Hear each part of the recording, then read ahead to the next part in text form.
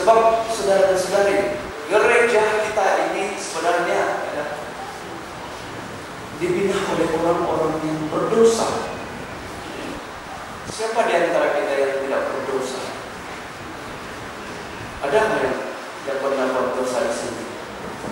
Semua kita berdosa, saudara dan saudari. Tapi apa yang menguatkan kita, apa yang meneguhkan kita adalah Yesus sendiri. Darah Yesus yang mengalir. Darah Yesus inilah yang menyatukan kita. Darah Yesus inilah yang menyucikan kita. Dan darah para martir mati ini yang memberi dorongan dan kekuatan kepada kita. Maka dengan itu saudara dan saudari, inilah masa bagi kita berdoa, ya, kedamaian, perjuangan kedamaian. Kita terus berdoa kepada gereja kita. So, gereja kita semakin berkembang, maka seluruh dunia melihat, apalagi denominasi gereja yang kecil, pasti mereka cemburu melihat begitu teguhnya iman gereja kita, umat kita. Doakan di antara kita, doakan para padri kita, saudara dan saudari. Tidak ada kita yang sempurna. Inilah masa bagi kita untuk bersatu dan mendoakan sesama kita. Dan inilah damai yang dikatakan Yesus, yaitu di mana saudara dan saudari kita membawa kembali budaya hidup, budaya yang menyatukan, budaya cinta kasih, budaya menerima sesama kita seperti Yesus datang menerima orang-orang yang berdosa. Dia datang mencari orang-orang yang berdosa. Dia tidak mencari orang yang sehat, tapi dia datang mencari orang yang berdosa, sakit, dan memerlukan dokter. Jadi kita adalah dokter. Kita adalah tangan Tuhan pada sesama kita, saudara dan saudari. Kalau kita lihat dalam pembacaan pada hari ini, Paulus juga, saudara dan saudari, dia seorang pendosa, pembunuh. Dia pembunuh, dia terkenal. Kalau kamu baca di dalam Alkitab, siapa tidak kenal Paulus? Tapi setelah dia bertobat, apa yang berlaku, saudara dan saudari, dia menjadi penting sekali. Salah satu santo yang begitu disanjungi di dalam gereja kita.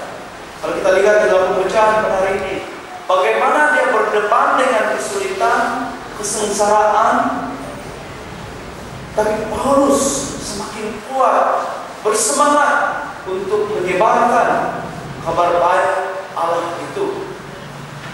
Dan apa yang telah menguatkan Paulus secara pribadi, saudara dan saudari, Tuhan menyertai dia. Dan sabda Allah itu menguatkan dia.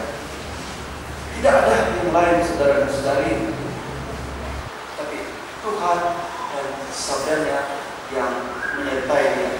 Sabda Tuhan itu, Tuhan yang hadir pada diri Paulus, Yesus yang menjelma kepada Paulus, mengubah dia, mengubah Paulus menjadi pejuang iman gereja. Dan kalau kita lihat dalam pembacaan kedua pada hari ini, saudara dan saudari, hal yang sama berlaku. Tuhan mengubah segala-galanya menjadi sesuatu yang baru di dalam Yesus Kristus. Kita lihat di dalam Wahyu, bagaimana Yohanes mendapat penglihatan. Dia melihat satu kota baru, Yerusalem, di mana berkilauan-kilauan seperti emas, permata. Apakah maksud semuanya itu, saudara dan saudari?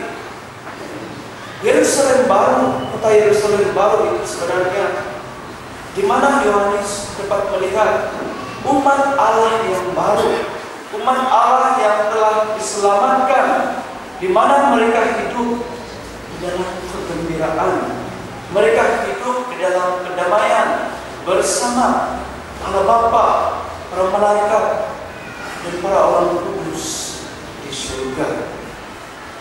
Maka memahami penglihatan Yohanes itu, sekali lagi kita diingatkan, apakah janji Yesus? Aku datang bukan untuk menghakimi, tetapi aku datang untuk menyelamatkan. Itulah sebabnya doa Yesus sebelum dia meninggalkan kita. Bapa, saya berdoa agar mereka satu, agar mereka dikuatkan. Jadi inilah kedamaian, kegembiraan dalam diri kita sebagai seorang Kristen Katolik, saudara-saudari.